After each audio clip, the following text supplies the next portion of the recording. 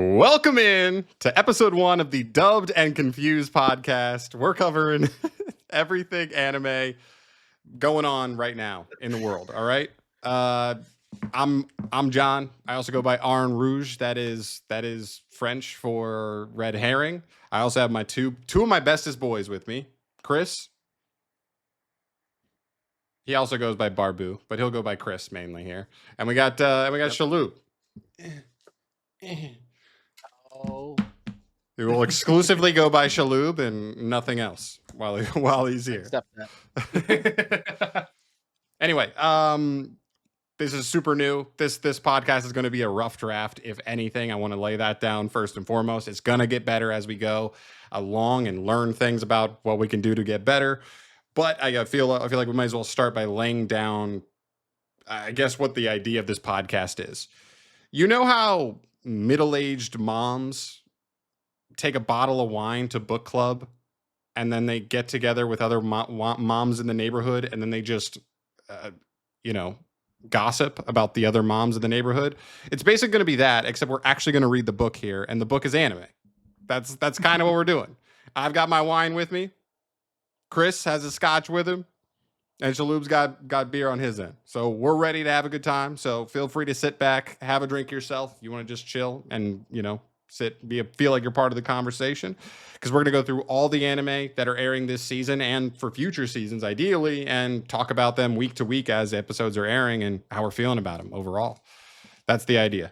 I'm the only one who's talked so far. Real quick, Chris, Shaylin, I want you guys to drop just give a quick little introductory to yourself and go ahead and say, I guess, your favorite anime. I think that's a good start. You know what I mean? We got to start somewhere for people to get to know you so far. So Chris, jump off real quick. What's going on, guys? I'm sure you guys all probably know of me or remember me. I've been on John's channel a couple times now. Yeah, glad to be back. Glad to be starting this cool little fun project with everybody. And I would have to say probably my favorite anime would be Parasite if I had to pick one. It's nice, it's short, sweet, it's got, some good story to it, and love it. He made us watch it this year. Earlier this year we all watched it. It's a good show. I'm not mad about it. Not my number one pick, but I love it. Shaloub?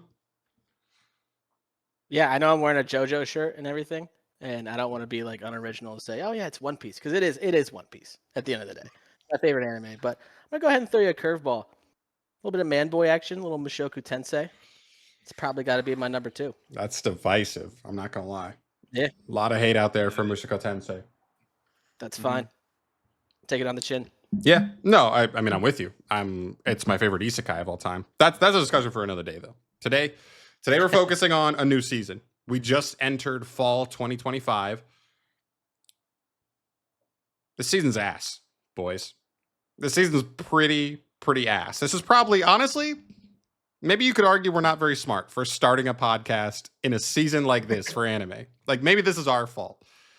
Sure. But there are some positives to a season like this. When the stuff on the top end is really not that good, it gives us a runway to try and find the hidden gems in a season. We're going to talk about that on the back half of this season, or in the back half of this episode, I should say. But real quick, I want to run through the episodes that we want to, or at least the shows we want to go through on, have started. We've seen the first couple episodes and we want to hit on, and I'll just give you the whole slate, everything, right? So for the big stuff that we're going to hit on, One Punch Man Season 3, My Hero Academia Final Season, or Season 8, whatever you want to call it, Gachi Yakuta Season 1. This is the second half of Season 1, but we're still in Season 1 technically. One Piece, no new episodes since in the last couple weeks, so we'll probably leave it out. We'll hit on One Piece when the new episode comes out in a week or two. And those are kind of the big ones for this season. Nothing else massive is really coming out this season at all. So then you get to the actual exciting part. This is truly exciting because in a really hype season, nobody has the time to dig through all the poo anime to try and find the couple of hidden gems at the bottom of it. Like last season was so packed, you would have been hard pressed to try and find like what the actual hidden gems would have been. But this season we have a lot of runway for that. So the 5 that we went through in the past week to try and get caught up on to see what we think that have potential. Number 1, Dusk Beyond the End of the World. Sanda. Crazy. Tojima wants to be a Kamen Rider, Wand Dance, and Gnosia. I know it sounds stupid. Watch it. They pronounce the G. It's nonsense. But, anime's nonsense. And we love it. So we're here. So that's the slate. That's what we're covering today. We're going to start with the big stuff, get down to the, the fringe stuff, the potentials, to see if there's anything there that might be a hidden gem coming out of this season. And we'll take it one at a time. Nothing crazy.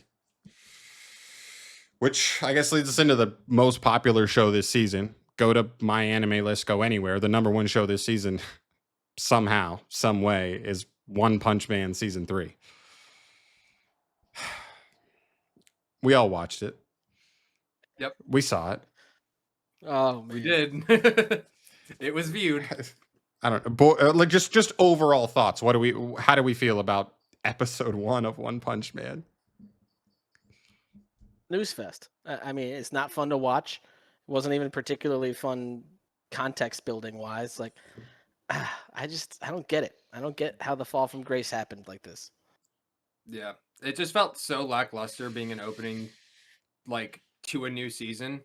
I mean, it's just the same shoddy graphics and animations from season 2, just kind of all over again. And, they didn't come out with anything spectacular that was going to blow me away. Yeah. No, I agree. I don't know how I thought of this, but when the episode was done, for context, I guess, if you didn't hear, there's been news surrounding One Punch Man for the last couple months, whatever. Their director for this season came out and literally had a quote saying, "Don't expect anything too great from this season." The director of this season said that. That's insane. Yeah. On top of that, they released a trailer 2 weeks prior to this season actually coming out, in which no character moves. There's zero movement in the animation in the trailer 2 weeks away. There's no editing going on from that point forward. What is in the season is in the season, which led us to this episode where, like Shaloub said, nothing really happens. This is all an episode where they kind of, if anything, try to set you up for episode 2 for anything to happen. And even then, there's no movement. They are not. These are just still images with mouths moving. I made a joke to myself. I don't even know why I thought of it, but I was just like, if you made a drinking game that said, take a shot, not a drink, a shot, every time a character in One Punch Man moves a part of their body that isn't their mouth, you would be at most tipsy by the end of One Punch Man Season 3, Episode 1. At most tipsy, but you're not drunk. I can tell you that, because this show just has no movement. It looked awful. I was specifically focusing in on that because that would give me some clue to at least some insight of okay, is there anything here? Did they just happen to show weird stuff in the trailer where there just was no actual movement? There was just nothing there whatsoever. It's brutal. Yeah, and this one's tough for me because One Punch is the anime that got me into anime. That first season was spectacular. Yes. Everything about it was great. Writing was awesome. It was funny. It was fun to watch.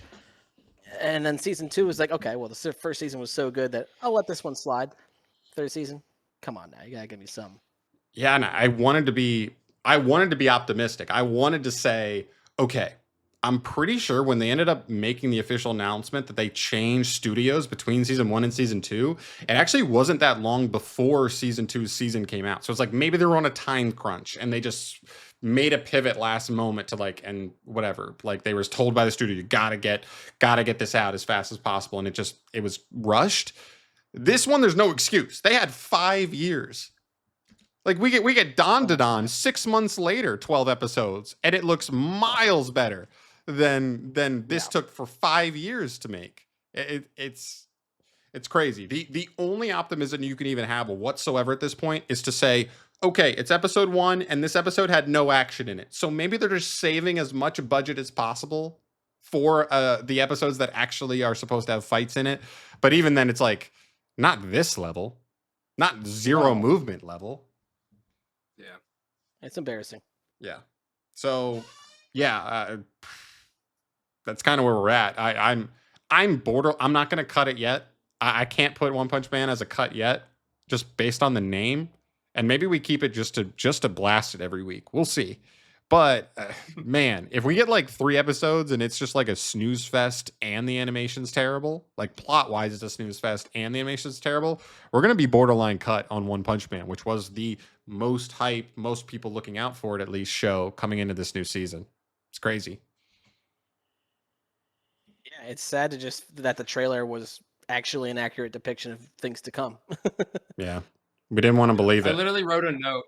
And I said, "Not impressed. Plot thickens, I guess." Like, like at least there is a plot. Like season 1, there wasn't fully a plot. Like he's like kind of monster of the day kind of deal. You got more introduction to Saitama.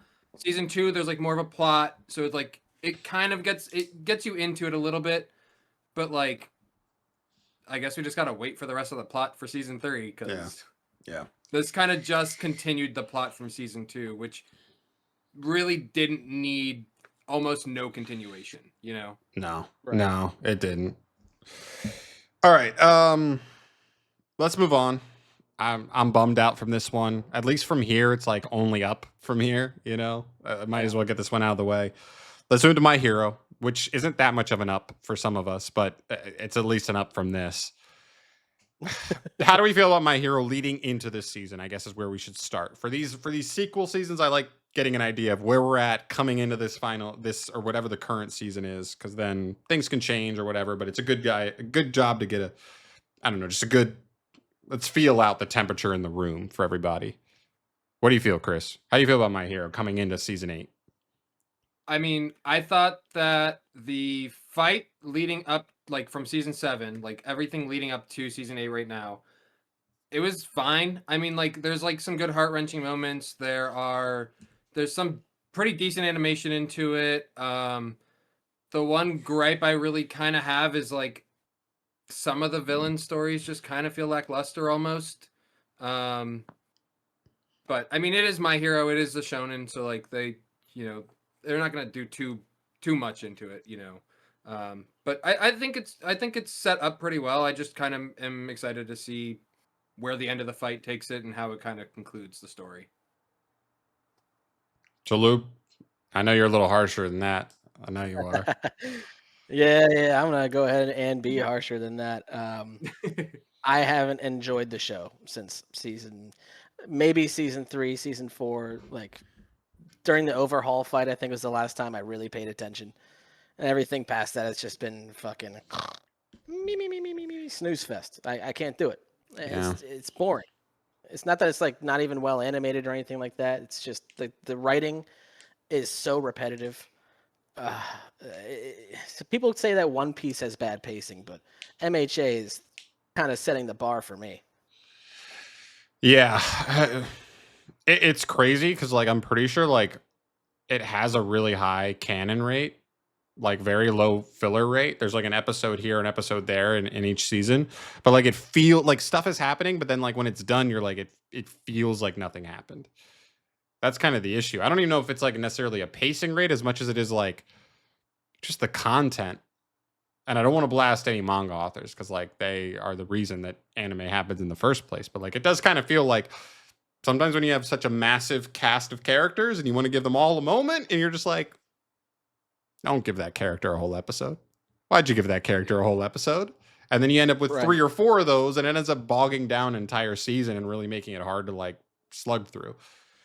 That being said, I'm closer to Shaylin on this. I think I've been in this weird spot with My Hero where I've gotten so far into it at this point that I'm just like, shit, are we 12, 24 episodes away from finishing it? And I've watched 150 already.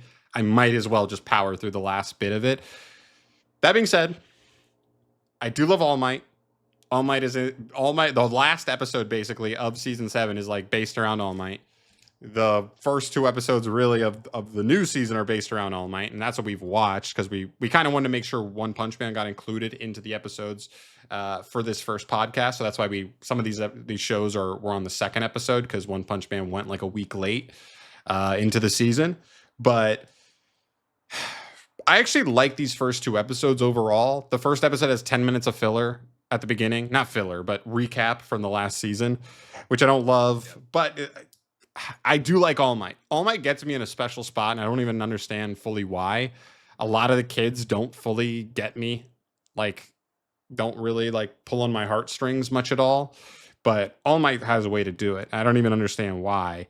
But season one's cool. It's basically all it's other than the recap. After the 10 minutes of recap, those last 10 minutes are like All Might versus All for One, as well as like a weird like 1.5 minute scene where Belly Button Laser Boy is like fighting a villain, and him and Invisible Girl team up to like beat him, and then it just shoots back like a minute later to like to All Might again, and it's weird. It's almost like jarring just because of how serious the fight we were watching was, and then it goes to this, and you're like, it's not serious, but it is just like something we didn't know was happening, and then it's done in a minute.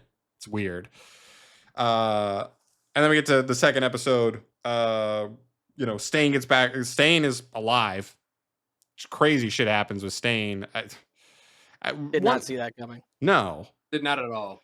Yeah. And no, and I like it because like early on he was so important to like Shigaraki and his ideals and like developing him as a villain. So like him coming back around and him being like the biggest All Might supporter even when he was a villain, and then coming back around to actually support All Might in the final fight is cool.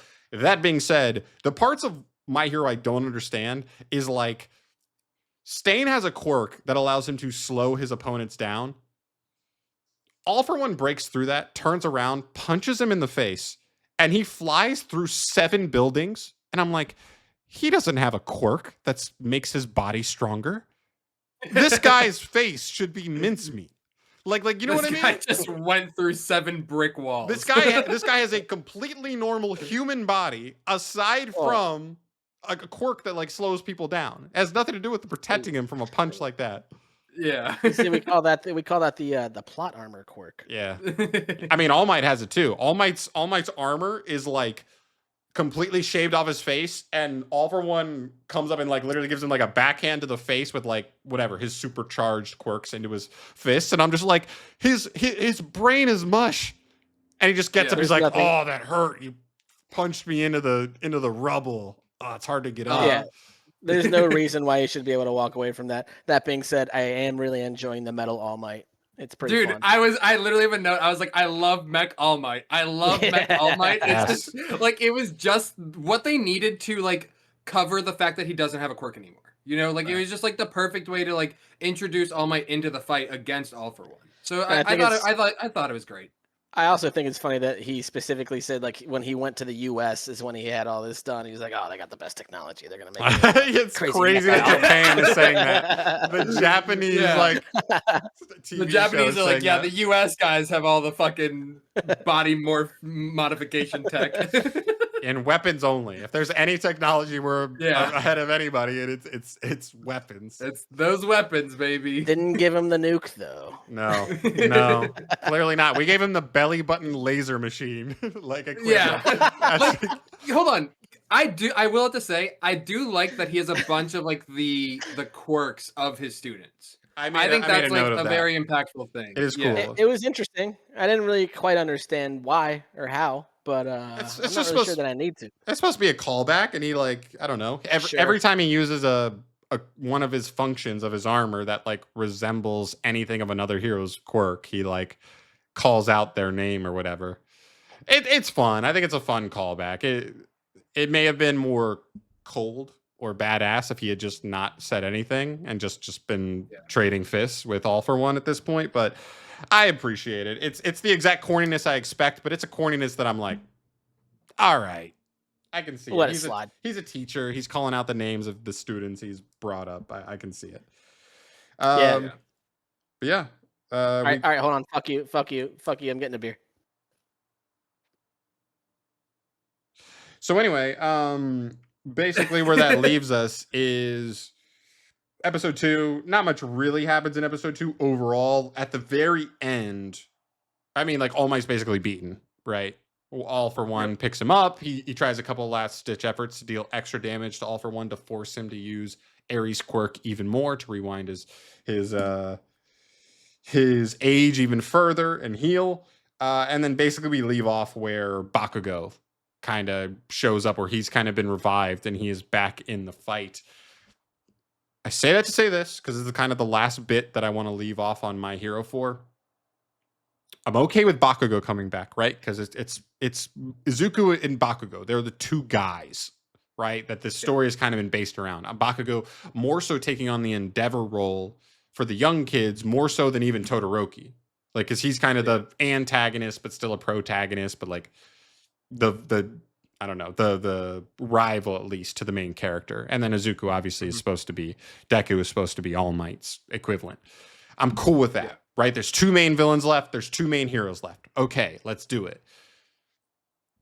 We've said this, Chris. Shaylin, I think, is in on this 100%. If this season is supposed to be a double season, I'm fucking out of here. Yeah, 100%. I mean, I won't fully, but what I can tell you is if this podcast is still going into next season, I cannot promise you with how good next season looks that we will keep My Hero on as a show that we keep watching. I can't promise it to you. I just can't. Yeah. Legitimately, if they finish up the fights in the first half of the season, if it's a double season, that's where we'll end. They won't. I mean, first off, they won't. But you feel have like they 12 might. episodes. Season? You had 4 people left in the fight. It was like All for One, Shigaraki, Izuku, and All Might, Metal All Might. Okay, Metal All Might goes down, Bakugo jumps in. You have 4 characters left. If we can't sum this show up in the next 10 episodes, what are we doing here? What are we doing? It's just not going to happen. So that's where I'm at. If it ends in the next 10 episodes, I feel like I'll be pretty happy with it. And I'll just be happy that it's done with. And I watched the whole thing and it's a respectable show. But, you know, I can't get that hype for it. You were gone a long time for a guy just grabbing a beer. I spilled it. I tried to open both of them at the same time, and I may have fumbled a bit. Yeah. Got a little Kyron Williams in you. That's cool. All right. Take it easy. That's right. All right. Next up, we're done with My Hero. Shalu, we finished by saying if this season is 12 episodes, I'll be grateful and I'll be happy that they actually paced the ending of this fairly well. If it's 24 episodes, no promises it's going to be a part of next season's podcast with how good next season looks. You wish it was going to be 12 episodes. I really do. I really do. Don't we all? We can only hope. All right. Next show, Gacha Yakuta. Yes. This one doesn't take too much, I don't think. This one will be a quicker one, I think, overall. Where are we on Gacha Yakuta? This one. Well, okay, but where are we at with Gacha Yakuta from the first half of season 1? From the first half of season 1, I really like the show. I love the art style. I love the character styles. I like the world building so far. I will say first half a little slow, but I think it's picking up right where it needs to be. Shaloop? I will say I'm the only one of you guys who likes the intro. Or should I say maybe liked the intro? It got grading after 5 or 6 episodes. Yeah. The first intro? Yeah. You were definitely the one who liked it the most then. A little too heavy for the fellas, perhaps. A little too metal. It is heavy. And that's coming from someone whose favorite anime is Parasite, by the way. And it has a crazy intro. True. We'll get to that later. There is some man, there's not we got good music this season from the shows you just wouldn't expect it from. So we'll get to that a little later. But okay, Gacha Yakuta for me. Maybe it's the marketing. Maybe it's the fact that they marketed it coming into it as like the next big shonen. And let's be honest, there is almost no action in this show. At least there hasn't been, right? There's the fight versus Jabber, which is cool. That's a solid fight. And then there's the Amo fight, which is like sort of a fight, but like how much fighting actually happens in that? It's really not even like a fight. There was a really good fist thrown in there. Yeah, there's some fists thrown in. Yeah. There was a really good fist thrown in there at the end of that fight. Yeah, really fair. Good one. Good. Just stay in the phone booth. But it's fine. So for me, maybe it's the marketing was off, and I just expected this to be the next exciting action-heavy shonen, and there's just no action. I do like the characters. I do like the setting. I do like some of the world building they've done. But Chris is right. It's been a little slow to start. Now, we also left off on the most recent episode we watched with it basically saying, like, we're about to square up and watch like 6 of the main characters fight 6 of the villains. You know what I mean? That's kind of where we left off, which is very exciting because it literally happens in like the blink of an eye at the end of the episode. But still very exciting. Other than that, I do think episode 14 is largely forgettable. Episode 13, though, is largely unforgettable because episode 13 has all of Amo's backstory, which is just a fever dream of a fucking... One of the darkest backstories I've ever seen. Very Takapi's original sin to me, especially with the crayon artwork, with them just being, very rapey, not even connotation, just literally confirmed, basically, in this episode. It's just child trafficking. It's legitimately just child trafficking. Right. Exactly what it was, yeah. But those scenes, I thought those scenes were really well done. I thought they were perfectly unsettling, which is like, it's such a dark setting in this world and everything's so grungy. And then it's like, here's these crayon drawing scenes to like depict something, maybe the darkest thing we've seen so far in the show. And I'm just like, this is very unsettling for something that's supposed to look like a children's drawing. You know what I mean? So I thought that was really well done. Yeah, I'm excited to see where it goes. I hope it picks up from here because I want it to be more exciting. It's just been, we get some episodes where it's literally just like downtime with Rudo and the crew. And those are okay. That can't be like half of the episodes in the first season. We need to get a little faster here, I think, for me. Yeah. I will say I thought they were going to delve a little bit more into the whole, what was it, like the 3rd or 4th episode when he gets saved by Masked Guy. Can't remember his name right now, Blondie.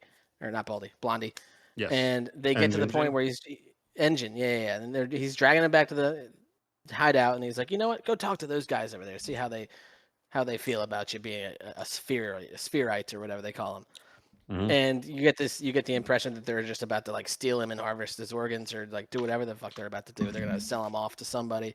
I thought they were gonna go a little bit more into that, but they go from like sheer desperation on Rudo's part to just being like, oh, you're safe now. Now you're with the homies and now you're gonna figure everything out. I feel like that could have been a little bit slower, if anything. Yeah. Yeah, it was all in one episode. And it sometimes when stuff is rushed like that, it doesn't give you that feeling of like, how fast can you fall into despair if you're in despair for like 4 minutes and then Engine shows up and saves you or whatever? You know what I mean? Right. It doesn't hit as hard. I'm with you. I'm with you all the way. Yeah. Yep, I agree with that. Cool. All right. Those are the big dogs. No One Piece right now. We all know One Piece is top dog right now. It's insane.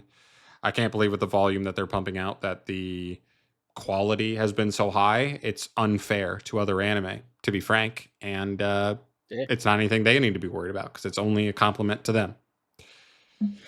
Anyway. I'd like to interject here. Nope. I'd like to no, interject. thank you. We're good. We're going to Dusk Beyond the End of the World. Episode 0. No. I have to do another one. Oh. Honorable mention for big ones. I'm the only one watching it right now. Spy Family. Slow start to the season. That's all I gotta say. It's a slow start to the season. It's already a slow show. They just need to pick it up a little bit. Great That's update. all I got for it. That's a great update. But I mean, it is Spy Family. It is a popular show, so I had to mention it. But I will be the only one watching it. So no, snooze fest. It technically is the second most watched show this season. I couldn't keep up all the way with season 2. It just felt like it was getting really repetitive on a lot of stuff. And where was the plot going? It felt like this was a pretty simple plot where within 24 episodes, it could have been concluded. They just didn't do that. They wanted to drag it out. And it seems like based on the manga, it could be 100+ episodes. Yeah. I'm good. It needs more action. It just needs a little bit more action. Well, it needs like plot development. Yeah. There is some plot development, but it's not a ton. Like it's very slow episode to episode. Out of your mind. Exactly. Okay. Let's move on here. Let's try and we're trying to keep this thing roughly an hour. We're definitely going to go over today, but it's the first day and we'll figure out the formula here. Yeah, we'll cut it down. Now we're getting into our five potential shows that we thought had potential coming into the season to be something good, not something great. I didn't expect greatness from any of these shows. Maybe there's one or two, maybe greatness. We'll see. The first one here, And honestly, by vote, because I did put a community poll on the channel saying of the underrated shows, which show do you guys think could be like a gem, a hidden gem in this season? The number one show you voted for was Dusk Beyond the End of the World. Honestly, out of nowhere. Like I honestly, it wasn't even on my radar until Chris shared someone else's High Dive account with me. And then I saw it was on there, rated above Call of the Night, which I was catching up on from last season. And it's pretty good. It's pretty good. I don't know. It's pretty good. It's pretty Yeah, good. pretty good. It's up there, man. Okay, before we even get into the rest of this, I've talked to Chris about this briefly, but we didn't really come to a solid conclusion. Yes, it's an isekai. Oh, is this? Definitely an isekai. It is. What's up? Okay. What you want, Chris? Hold on. So me and Shaloub did talk about this when I was first getting him to watch the episodes, and we looked up the definition of isekai. It literally just means that you died and got reincarnated or transported or whatever to either a different or unfamiliar world. Do you have to die? I don't think you have to die. It's die or transported. Just transported. Yeah. So it's to a different or unfamiliar world. Unfamiliar. So we're in. Technically, it's an isekai. However, it is almost like a time travel show. You're just going into the future. No, I think based on it is plot, essentially it's the same world. It's just in the future. It is a time travel for sure. So like it's like, I don't know. It's like a fringe isekai to me. I don't fully consider it an isekai because it is the same world, but it is just so much more in the future that it is that unfamiliar. You're a bozo. So like, It's just not the norm. It's just it's not the norm isekai. for an isekai. Correct. No, I think what it is by definition, it is a time travel anime. By vibe, it's an isekai. I can get behind that. That's a happy middle ground I'm willing to accept. And it also just is an isekai. Also that. Also the definition you gave is just it also just works. I'm aware, but it just doesn't feel right. That's fine. That's fine. I'm gonna count it because I know. I want to like isekais. There are so few that I've actually liked. Mushoku Tensei being one at the top of that list. You know what I mean? Mhm. Sword Art Online was ReZero. the first big one. I like ReZero. ReZero's on that list for me. It's in my top 5, but I think ReZero has it's starting to run a little long. We'll see. We'll see how that goes. But it's starting to overstay its welcome. But we'll see. Maybe it finishes strong and it kind of brings everybody back in. This one's got a chance to be not my favorite isekai, but like just one of the ones where I'm like, that's a good isekai. You should watch that if you like isekai. And it's a good start. You know, the start is crazy because in the first like 2 minutes of the show, the main character wakes up having a sex dream about Big Sis. So that happens. Insane. Oh, they love their sister porn over there, don't they? They sure do.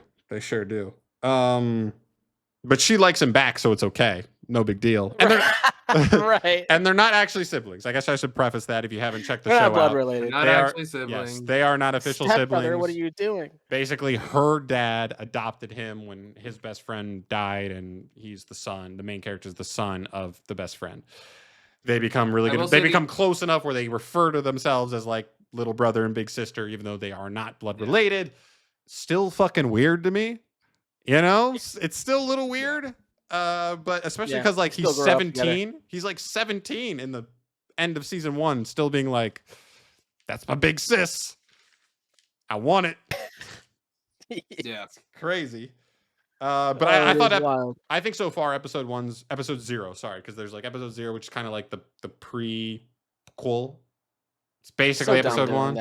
It is. Yeah. It is. It's episode 1. It is because it could confuse people, and some people may skip episode 0 because they are like, "Oh, what is this? Like weird." Which is crazy because you need episode 0. You do. You really do. Yeah, you can't get the entire story without episode 0. Not only do you need episode 0, it's the best episode so far, in my opinion. Depends on how you look at it, I suppose. No, there's definitely I think episode. It's not episode 3. Episode 2. There's no, or yeah, I guess. it's hard to Episode it's two, hard to be on the same technically.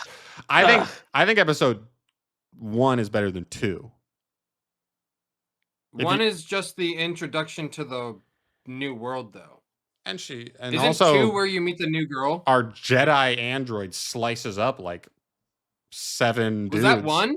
That's Is that the end of that's 1? 1. No, it's 1. It's the I beginning thought of that 1. was 2. No. Is it? It's the end of No, 1. it is not the beginning of 1. It's the end of 1. Sorry. Are It's you the sure? End of of 1. End of 1. Positive. Okay. Okay. So then, yes. No, yeah, you're right. It Okay, is the end of one. So then the Yeah. 1 is then the best episode because when she comes into the Yeah. show and like the animation for her is just so beautifully done.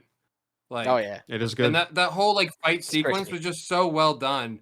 That is the best episode then. I didn't know where the show was going. I mean, based on the title, you could kind of tell it was going to end up in some sort of isekai realm. But the end of episode 1 or 0, end of episode 0, I thought was good, man. Like it hit you, like you know what I mean? Just last 30 seconds of the episode, the main character gets shot in the back 4 times and dies in the arms of the sister he loves. Anyway.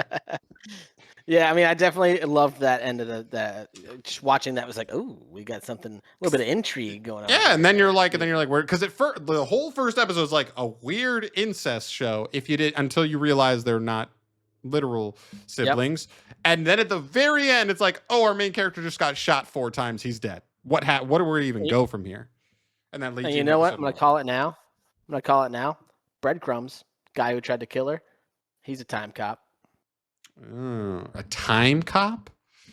Oh yeah. That guy seemed a little unhinged. That guy seemed a little unhinged for me to feel like he was. That guy for sure just seemed like a fucking crazy dude. Yeah, like there's Hey, what? it's a long shot, but I'm calling it.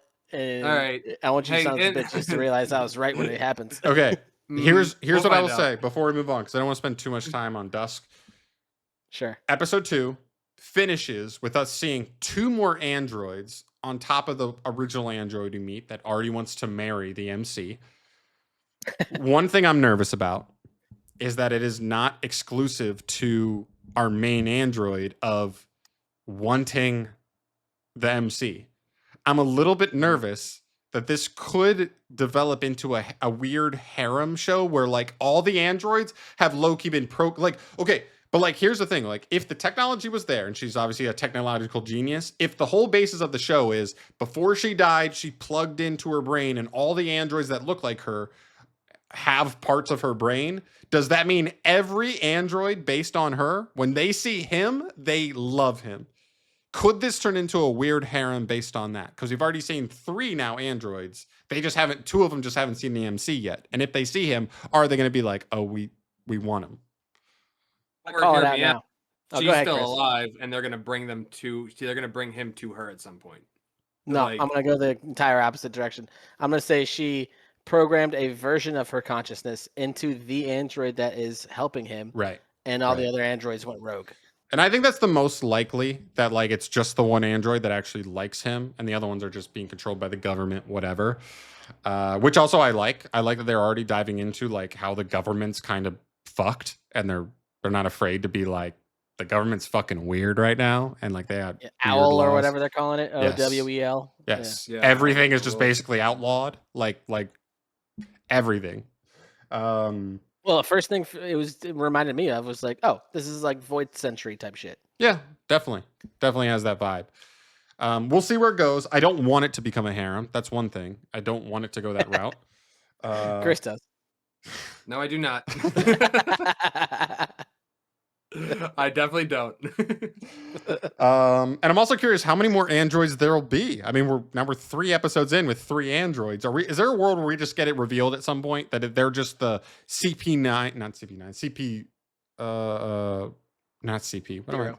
Not CP0, the One Piece, the C3PO. no, the from One Piece, the Kuma bots, the Kuma bots. Yeah, not the Seraphim. Oh, the You're thinking of pacifistas. Seraphim. The pacifistas. Is it just going to reveal that the government just has a full army of them?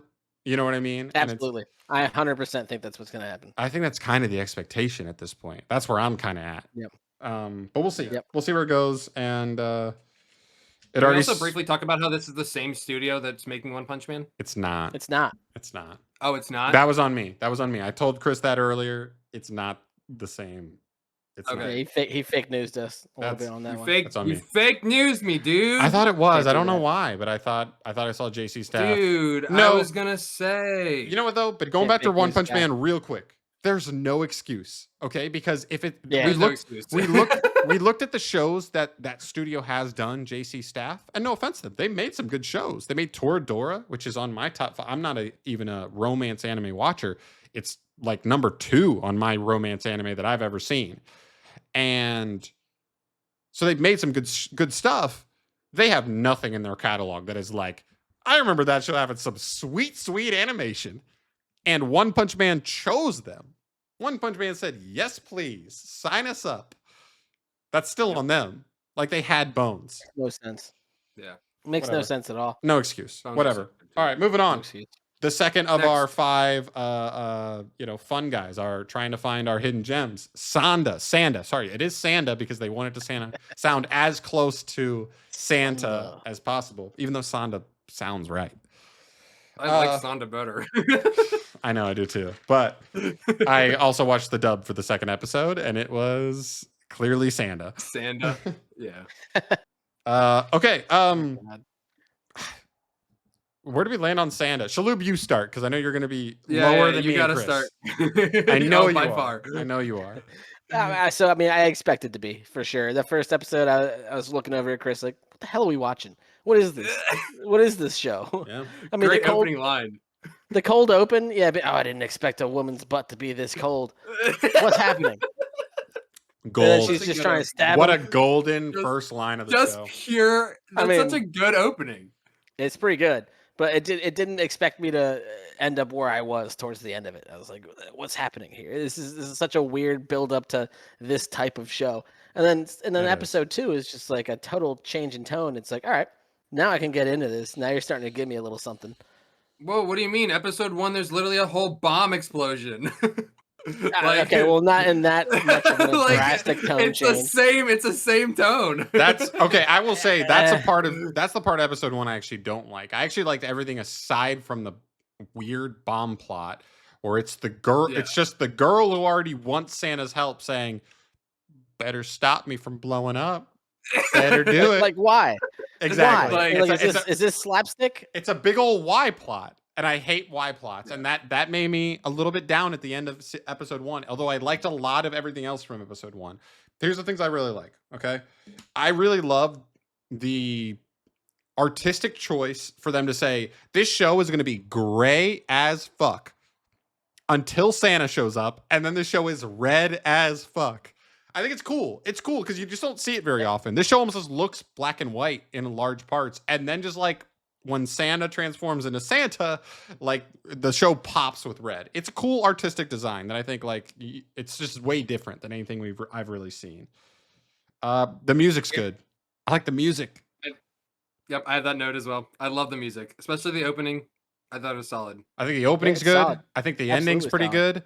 And I even think like it's like a weird there's like a weird song that plays when he transforms into Santa where it's like it almost Yeah. sounds like Jingle Bells as is part of the song, but it is a song. It just fit. I didn't love the song. I wasn't like, wow, this song's a banger, but I was like, Yeah. this just fits the was vibe. fitting. It's like it's kind of hitting. It's It helping. totally was. It's helping the tone, and I like that. The character designs are very Tim Burton-esque. I feel like they're so long and lanky, and Yeah. like especially maybe combines with the show just being very gray. That just feels very Tim Burton on top of that. Good But call. I was actually thinking of what it looked like most to me. It's the totally studio different. just called him in. especially Fuyamura. Fuyamura's design is so Tim Burton. It's crazy. She came. I she mean, got the plucked big right out. eyes, the fucking like it is right there. Yep. Funny note, Sanda is written by the same mangaka that wrote Beastars. That's why at the very beginning of episode 2, the creepy kid that ends up being the creep that ends up joining them at the end of season 2 is reading the Beastars manga. In like the first 3 minutes of No he's way. literally reading the Noticed Beastars that? manga. I noticed call. that, and I I didn't did see not look up. I did not look into it, but I'm glad you did. It's fun. It's fucking cool. More it's people, cool. more, Yeah, I more, do like that. more like just creators in general when they have different projects should cross over. It's just fun. I don't know. It gives people a reason to be like, oh, I see it. I saw it. That's me. Yeah. Absolutely. I love crossover stuff like that. It makes it just more fun to watch, as you said. Yeah. Yeah. Yeah. Episode 2, I actually think I liked overall more than episode 1, even though I did like episode 1. There's just cool stuff happening here. You have the fucking headmaster. The headmaster's crazy. I Oh, literally shit. Headmaster's started insane. writing 92 headmaster, send me that skincare routine. Then he said his skin routine, and I was like, I immediately wrote ... never mind. This is terrible. He like says that he's like, oh, He literally says that he puts so much like toxins or whatever into his body that it could kill a man. he injects like animal animal juice into his face at all times to maintain his appearance. It's insane. They are committed. They are committed to that bit too, because then when Santa hits him with his fucking his The blades. what do they call it? Sleigh blades or whatever. Yeah. Oh, I don't bleed because of how many injections I've had in my face. Yeah, like my skin doesn't bleed in my face. What the fuck is that? Yep. Other than that, the quote of episode 2 is definitely "Bring me that tongue," coming from the 13-year-old talking to the boy that is currently Santa Claus, a fully transformed Santa Claus. She says, "Bring me that tongue." That's happened. Yeah. Well, the context of that was insane as well. Just the weird hostage situation that situation was the same as the bomb situation in the first episode. It's like, what? This is just a big old why. You could have just trapped him and said, "What's going on? Bring me in the loop. I want to be part of the squad." And that's it. Well, that's what ends up happening. But it ends up being this roundabout situation where he has to tase him unconscious, then tie him to a chair and say, "Hey, grown man Santa Claus transformation. Got to make out with that 12-year-old girl. Got to do it." 14, but are they it's 14? still very creepy. They're 14. Not that much better. It's better in Japan, I guess, but it ain't better here. It's not better at all. I don't know why I felt that It's the just need to have not that much context. better. It's just not better. In Japan, I will say, I think it's a little more acceptable to kiss a 14-year-old. Could be. Who knows? They're crazy. All right. Last thing, they mention like the Youth Protection Act, which is very interesting that this world is like has very few children in it, which kind of just adds to the plot. It's cool. It takes to like something that could have just been as basic as, here's a Santa superhero, let's go at it. And they've added more elements to it. It has a little more depth than just, I thought the show was going to be just like, here's Santa the superhero. There's a little more to it than that. So I like it. It's like a solid like 7 out of 10 for me. It's not like blowing me away, but I think that's fair. I'm happy about it. Super fair. I honestly, I'm gonna disagree with you a little bit. Like I totally saw this coming. I think this was totally what they went for with the formula. It's like, oh, Santa's gonna take all the bad adults, and it's almost like a Fairly Odd Parents type scenario. It's like the adults are bad and they're good. Help the kids. Yeah. Which kind of comes with the territory if you're going to have a Santa-based power system, but I hear you, and maybe that's on me for not seeing it coming, but I was a little more surprised than you were at the very least there. All right, moving on to Wand Dance. Shaloub, did you end up watching Wand Dance or no? I did not, so I'll leave you guys to talk about that for a moment. That's okay. I will say I told Shaloub he probably didn't have to. Yeah. I said make it the last one you watch if you're gonna miss out. So Wand Dance, we can call it what it is. Wand Dance was what we call in football a Hail Mary. I thought we saw potential there. I thought we could maybe pull something from the grips of defeat and maybe find a hidden gem early by calling it as early as possible. Yeah, shit's ass, man. shit's ass. I don't know, man. Like, here's my issue, right? I saw this show and I had seen some of the manga panels, and the manga looks really good. Like that was maybe what sold me, is that when I looked at panels in the manga, I was like, even the dance scenes in the manga like look cool. Like they do. Maybe you guys aren't as big into like dance, and I'm not like a dancer or anything, but I'm like that's cool. I could see ways where dance can be fun and cool. And if you were gonna legitimately apply sakuga and good music to a dance-based anime, I could see that actually like working out. So it was a Hail Mary in that regard. The issue is the music is rough, and they went with this 3D animation style that is floppy as sin and is just hard to watch for any time it's on the screen. So like, it's just so bad. It's just so bad. which is tough. I like I like the two main characters. I thought they were actually like they actually had some relatability, some fun. Like the main character has a hard stutter and he gets made fun of a little bit in episode 1 and everything. And I thought that was kind of endearing. It made him like a little more, you know, he's a soft boy already, very Gojo-esque from My Dress Up Darling, but add a stutter to it, which doesn't help. But I definitely found him endearing. But man, I can't keep the show going if I have to watch this 3D animation and listen to this bubblegum K-pop music for another multiple episodes. It's just not going to happen for me. I'm out. I'm out on Wand Dance. It's a cut for me. That's tough. Yeah, I agree. It's definitely a cut. I will watch the second episode, which just got released today, if we want to date our video. Are you that much higher on it though, Chris? Like you're gonna watch the next episode? I'm just gonna watch the next episode and see if it is slightly better in 3D animation, and if it's not, I'm just cutting it fully. I mean, it's just not. It's not that good, and I like romance animes. Like I'm the one of the group who watches the most romance animes, like respectively. If that's what you call them. Sure. This is just bad. It's just bad animation. It's decent character development and character stories. It's just bad animation, man, and you just can't get behind it. Yeah. I'd rather read the manga than watch it. As someone who doesn't watch a ton of romance anime, you got to give me a little something extra. I need the romance, but I also need something extra. And I feel like I get that in My Dress Up Darling. I feel like I got that in Toradora. This show had potential for that. If they got a good studio and had budget to where like the animation was good in the dance scenes and they actually spent more money on let's get individual artists who actually make us good music for the show. Like a lot of shows do. They will pay artists to just make full soundtracks. They didn't take that route. And it's kind of a bummer because I thought like it could have had that higher end potential if they had taken that route. And I get it. Maybe it just wasn't like a crazy selling manga, and so they didn't have the budget to pay for stuff like that. But it's a shame. And at the end of the day, it still is what it is, and it's not getting watched by me or him. I got to get better at that. I got to get used to that. I'll watch one more episode, but if it's bad, it's off my list as well. Yeah, I gotta say, you mentioned a good point about like intros and like having bands do them, like actual bands do full soundtracks for anime. Mm-hmm. There's a lot of staying power with that. 100%. I mean, you think about like JJK, like possibly one of the best outros of any anime ever, and even intros. Even just like run of intros. They have like 3, I think. Even if one of them is not your cup of tea, they're all. No one would say any of them are bad. You're like they're all solid to fire. They're in that range. Right. And basically anything Creepy Nuts has done, like it's. Yep. I mean, come on. It makes a big difference. Olive Call of the Night.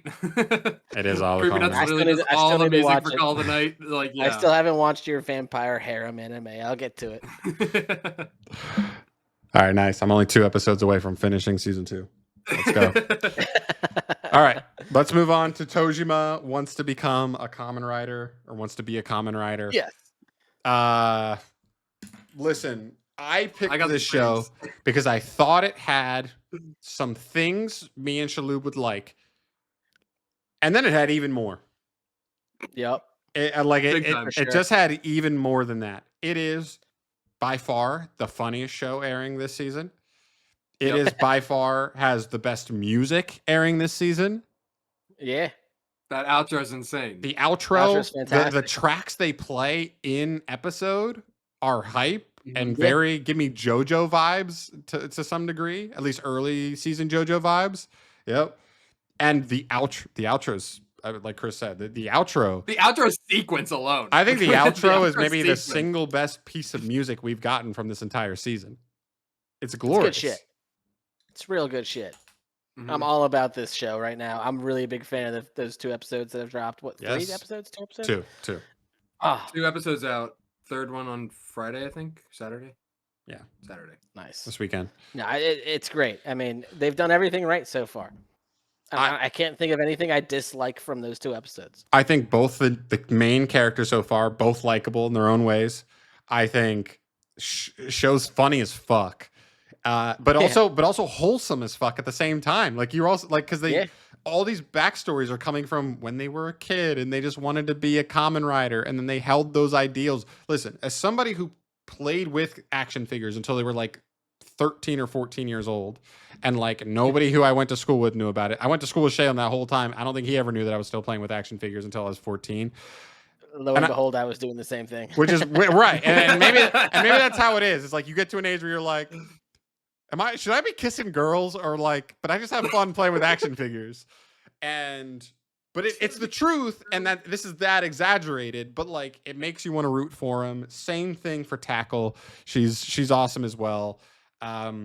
Listen, the animation is 5, 6 out of 10. Like the animation is not great, but that's not what we're here for. And guess what? Not this time. This show still has better animation than One Punch Man this season. Oh yeah, I think 5, 6 out of 10 is kind of harsh. I'd give it a strong 7. I think it's Strong plenty fun 7. to watch. Strong 7. I mean, it's not like Splooge City. Your eyes aren't gonna pop out of your head, but like, it's satisfying. Everything has been satisfying. It is satisfying. They will do a little. I do like the art style. Yeah, they do a little bump on when the big punch needs to come. They do a little bump in the animation for that. And to be fair, most of the rest of the episode didn't need it, so they're kind of saving it for that. But like that's what you do when you're a smaller project and you're not going to have a crazy budget. It's something like other shows can learn of. Like if you're still an action show, it's like save it where you can, still make it look respectable, and then when you need to, give it a little juice. And then if the plot's good, if the characters are likable and the music's good, whatever, you can still end up with a good show. We're saying this is like, listen, this and I think Dusk are probably fighting for my favorite show of the season period. Forget all the top end stuff. I mean, One Piece doesn't count. One Piece is in its own category, but sure. One Punch Man, Gachi Yakuta, My Hero Academia. I think this and Beyond or Dusk Beyond are like, they're fighting for my favorite show of the season period. Just what I'm most excited for when I load up an episode. It's good stuff, man. And I really like Gachi Yakuta, but for me personally, I would include Sanda into that as well. Sanda's like, close for me, but I think these 3, two edge. Yeah. Sanda's close for me. These two just edge it a little bit. I still like Sanda, but it's just these two. Sanda still has a little more gimmick to it, I feel like, than these two. That's true. It was a strong second episode, so we'll see. Yep. Really good quotes. I love to take quotes down from episodes that are just my favorite quotes from them. Episode 1, my favorite quote by far is definitely, "I knew I shouldn't have transformed." He beats up like 20 high school delinquents. The girl he's trying to protect runs away saying he's the one who's scary. And then he goes, "I knew I shouldn't have transformed." By the way, he did not transform. If you didn't watch it, he just said transform and then beat up a bunch of 15-year-olds. In his mind, he transformed. Yes, he did. Yeah, like in his head, he was like wearing a full mask and everything. Yes, he did. So funny. Also, moving to episode 2, my favorite quote from episode 2 comes at the end of that episode when the villains want to still beat up the main character, Tojima, and Tackle had already run in and punched him in the face and decked him. And they're like, the villains are there ready to fight him. And he goes, "Oh, really?" And his quote is like, "She hit me too, though." Like they were like, "Stand up, we're gonna fight." And he was just like, "She hit me too, though. Are you sure we still want to fight?" I'm still kind of processing what the fuck just happened. Dude, something that I noted that I think was funny as fuck. The police just fucking suck in that town. Oh yeah. Like they have so much. They have a live stream of a fucking robbery, and the 2 fake superheroes show up before police ever arrive. The police just suck in that town. Yeah, it's just a classic anime trope. So I mean, when we were watching Windbreaker season 1, we were like, "Where are the parents? Where are the adults?" Yeah, exactly. 100%. All the adults are just like relying on these high school kids to save the day. Like, what's happening here? 100%. I will say this too. Tackle's backstory low key had me like on the border of tearing up a little bit. I love it. I loved her backstory. Good. The kid that has a crush on Tackle as a teacher, he must be feeling so many emotions right now. It's insane. I hate that kid. I just can't even That imagine. kid, so that much. kid literally got to watch his teacher strip in the streets and then put on an outfit In and then the beat up a streets? bunch of bad guys. What have we never, Yeah, we've like never seen a hero show that- before where you run into the alley and change. You fucking in the middle of the fucking in a festival. She just rips her fucking blouse off. It's insane. It makes no You know sense. the worst part? She's gonna That have that kid. kid wrapped around her finger. the Yes, whole season. yeah. He's gonna follow her That's around gonna as be the her- Robin to her Batman. Yes, and her Yeah. his whole Literally. role is hold my regular clothes while I transform. Yeah. Like that's gonna Yeah, be his role. legitimately, that's gonna be it. He's gonna Like- be her squire. Yes. Couple things also at the end of this. The jiggle physics need to chill. All right. I That needs to wrote chill. jiggle physics in my notes. During the fucking bench press scene. Yes. Yes. Insane. I also I legitimately wrote that in my notes. I love the idea in my head of a hero-based world where nobody has superpowers. So Yes. like they beat people up in the streets and then they just like turn around and just run like book it down the streets in like a fucking Halloween costume. And everyone's fucking looking at them like they're fucking freaks. But it's like they can't everyone's do like- anything else. They can't fly away. They just have to be like, oh fuck, the police are here. I just gotta I gotta book it. That's what I love about that first scene where Tojima buys the mask. Like he just sees a Yes. fucking crime happening. He's like, "How much for that mask?" And I wrote it too. I was like, all right, Tojima, we got to get a bigger mask. We need a bigger mask. It doesn't cover three quarters it of doesn't your even cover face. his whole face. Yeah. Guaranteed, that's his mask the whole rest of the show. I know. I Yeah. expect it to be, and I'm like, damn it, how's that possible? Maybe he gets a glow up towards the end. Maybe it's a full-on suit. We'll see, because just based on the visual from the show, there should be at least 2 more heroes that get revealed Yeah. somewhere later in the season. I really like this. This is another thing with My Hero in that realm of like, I like the show so much, and it's so packed so far in the first 2 episodes. I don't want this to be more than like 24 episodes. If it's a 2 seasons and it needs 2 seasons for it to be 24 episodes, I think this could be one of those just really enjoyable 24 compact shows, and you're just like, you like funny shit and that has some other essences to it, watch this show. It has a lot of good stuff going on for it. So this is definitely a winner Nice. for the season. 12-pack would be perfect for this one. I think it could be too, right? Especially if they go episode 3, the 3rd hero, episode 4, the 4th hero, and then they have 8 whole episodes to kind of just intermingle them all, tie it all in, beat the villains, whatever it runs. I think it would be super tight, but if they do it well, that could be a perfect run if they do it right. Yeah. All right, move us into the final episode here, final show of the week. Gnosia. This is a Among Us based video game that was in Japan that they made a TV show about. By the way, this is like by far the best looking show we're watching this season, which is crazy because this is probably the farthest down on the list if you're trying to look up how popular they are. So this is based off of a video game that exists in Japan. Yes, it's a video game Yeah, already. We have the game. Did not Yeah, know it's that. it's available and out. It's literally just an Among Us game. It's Yeah. practically the same thing. It's Among Us. There's someone, you don't know who it is, but someone's killing people on the ship, and you got to figure out who it is. Yada yada. Now this is weird because it's very video. Like this is weird when you try to build a plot around a video game, where like a video game is like you can mess up and you'll just play another round, load back in with your friends. You'll play another round of Among Us, because this show has that. But like, how do you work that into the plot to where it makes sense? Where you're just like, oh, like they could just go eventually and they'll eventually get it right, kind of thing. You know what I mean? Like, it is weird.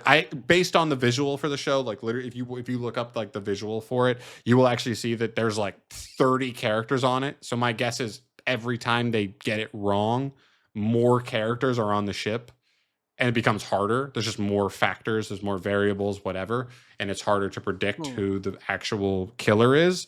And that's just based on the visual. And based on what we saw in the first episode, is I'm just assuming that's kind of how this is going to go. Other than that, the show didn't impress me with too much. It looks beautiful. Like that's the one thing you can take from this. And there's not too much action in it, but just the art in it honestly looks really good. All the characters look really nice. Yeah, I'm with you on that. I mean, it's like currently it's like a 9 with no personality. You know. Yeah, exactly. I wrote that this is like everything I said, very down the middle, but it's well done. This is exactly what I expected, but it's well done at what I expected.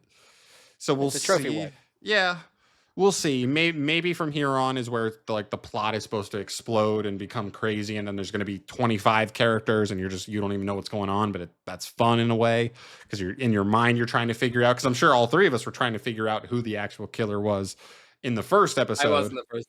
Yeah. Um, I literally wrote in my notes like I called who it was. I called purple hair girl quiet girl in my head. I didn't write it down in my notes, but I thought purple hair girl was the killer. I literally wrote in my notes Heart Girl, and then later down the line in all caps, I called Heart Girl. Yeah, so my heart was telling me that like she was the one for sure, but my brain was telling me like, no, it's got to be Setsu. Like she hasn't told him anything. You never trust your heart. No, it's tough. It's tough, and it's. I understand where the main character is coming from. Also, like she voted out the one character that was like trying to vote them out, and I get that defensiveness. I get all that, so it makes sense plot wise. Everything makes sense. Everything checks out. But again, the characters are very generic so far. You know what I mean? You give them one episode and there's the bubblegum pop character, there's the super quiet shy character, there's kind of the asshole character, and then there's the stern character. And then our main character is just a fucking like, I don't know what's happening. Yeah. Yeah, I mean like he woke up with amnesia. Is it like, he? And that's already we don't even know. I still can't tell. Very androgynous. I can't tell. Yeah, there's a lot. Actually, I did mention this in my note. All characters look like girls except Maine. I'm assuming all non-binary. So like, could be. I wouldn't be know. surprised. I mean, it is tough. They do explicitly say like one of them is like, oh, this girl, and they're like, oh, I'm not a girl. Like they do. Like that's the blonde girl. That's the blonde one that like almost seems robotic. Yeah. That she says I'm not a girl, but also like almost clearly not a male. So like you said, I put android question mark. Like is she like a robot? Like what's the deal with her? But if she's a robot, can she even be taken over by the I don't know, zombie Kenosha or whatever creatures? thing? Yes. Yeah. So I didn't know. My issue is that like I'm a little disappointed in the fact that the obvious red flag turned out to be the red flag. Yeah. You know, like I don't want to be able to predict what's gonna happen. Yeah, I literally wrote in my notes as well. Like it's just Groundhog Day until he gets it right, essentially. Right. That's what it seems like so far. So episode 2 is going to teach us a lot. Yeah, I think this is going to be one that's kind of in there with, I guess, One Punch Man at this point, where it's like, and One Punch Man is more of a known commodity. We'll just like, but if we get action scenes and the action scenes look like shit, it's going to be hard to finish One Punch Man this season. But this show more so is like, if we're just recycling the same thing and we're going to get second episode is very similar to this episode, but they just get it wrong again. Oh, you know what I mean? Like, it's going to be hard to find the value in watching a full 12 episode run of the show if it's just recycling the same thing episode after episode. So we'll see. I mean, this show can't even really lean too much on action scenes either because it's clearly more built around intrigue. No, there's like almost no action to be had. It's just once you get voted, it's like you can fight against them, but like eventually you're going to get put in the freezing chamber or whatever, and what's done is done. So it makes you wonder why it's so animated so well. At least, like, why would they put that much budget into this animation that's not even really Sakuga or whatever you'd call it? No, maybe that's part of it. Maybe that's part of it is like, because there's because there's not much movement to it. Yeah, they can afford the budget to make it look beautiful, but they don't need to worry about the budget, at least in terms of animators. They just need good artists. You know what I mean? They're not really paying animators much. They're just paying artists. So as long as they have good artists, they're good to go. But yeah, listen, it's not bad. It's one of those where it's like, you know, I'm not going to throw it out yet because of the redeeming qualities it does have. But if it doesn't do anything to wow us, it can be an easy drop in the next couple weeks. No problem. So we'll see where it goes. Sure. But yeah, that sums up everything, man. I guess running through everything we talked about today, just quick little recap on the shows we talked about. One Punch Man, animation's ass so far. If it doesn't pick up that shit in the next 2 episodes, I don't know if I can finish this season. We'll see. I'm with you. What a shame. My Hero Academia. So far, we're kind of on this pace where we're just like, if this is a 12 episode season and the pacing is good through these next 10 episodes and we wrap up this show and it's nice, I love it. Not that I love My Hero, but I love the ending to My Hero if they're going to go that route. If they don't, we'll see if it lasts the test of time on this podcast. Yep. Third, Gachiakuta. It's been really slow so far, but we like the world. We like the characters. We want to see them do more. We just want to see more action. Like this is supposed to be the next shonen. This is supposed to be the next big shonen that got revealed this year. And there's very little action to it. Not that everything has to have action to be exciting. We love Kamen Rider, and there's not a ton of animation in that. So it's not like we need crazy Sakuga or anything, but we need just some hype. It's not even just the animation as far as hype. I liked the Edward Scissor Poison Hands fight. Like that was pretty good. Jabber. Yeah. Give us more of that. Yeah. You know? Which is what it looks like we're going to get in literally the next episode. So I'm optimistic about Gachiakuta kind of reeling me back in and just getting hype again. Like there's like an episode of hype, and then we're chill for 2 episodes, and then there's an episode of hype, and then it's chill for 2 episodes. And I'm like, I need give us a little, that ratio ain't right. We need a little more hype than that. You live in the trash world where you're trying to murder everybody on the sky above you. Like I need a little more oomph. Yeah. A little more carrot, little less stick. Yeah. 100%. 100%. Dusk, good start. We'll see where it goes. The world building's already been pretty solid. Like the characters are somewhat bland. Like the main character, I guess we didn't really mention that, but the main character is a little blandish to me. For sure. But he's just a goody, and there's not really much else going on with him. But we'll see. It's a good start. Other than him specifically, it's like every other part of the show I'm like, yeah, pretty happy with. Sanda. He's just a wholesome lad. Yeah. Sanda. Fun start. We'll see where it goes. I don't want it to end up too gimmicky, but it seems like episode 2 is already delving into world building and the politics of this show and everything. And we'll see if they expand on that and just actually end up in like a cool space. Tojima wants to be a Kamen Rider. We said what we said. Good comedy, really wholesome and like enjoyable characters. Phenomenal music. The best music out of anything this season, period. And I honestly, last season, I'm like, what had like great music on like this level? I feel like the music's just legitimately good. It's more of what we've seen. Yeah. All the Night was last season. Anyway, moving on to Wand Dance. Wand Dance is drop. Bad animation on the parts that need good animation and bad music on the parts that need good music. Everything else was fine. Classic. You know what I mean? Romance anime, but like to tie us in, you're going to need a little more than that. We're out. And Gnosia, just exactly what we expected. It looks really good, but outside of looking really good, it's like, what else is this show offering? Something nice. Like next episode, maybe the week after, and the show could get dropped if they don't show us anything special by then. And that's everything we covered for today. All right, my sweet little senpais. Thanks for tuning in. You guys rule. This has been the Dubbed and Confused podcast. Shut the fuck up! Both of you. I can't when you're whispering in my ear all sultry like. Let me know your thoughts down below on this podcast. What can we do better? This is the roughest, as rough as it's going to get. It's only going to get better from here, if at all. So let me know what you think we could do better. There's a ton we can do. We're willing to do it. We're willing to mess around with ideas to get better at this, but we're excited. We're having fun. It's, worst comes to worst, we're just having fun. So thanks for watching. We love you guys. See you in the next one. Peace.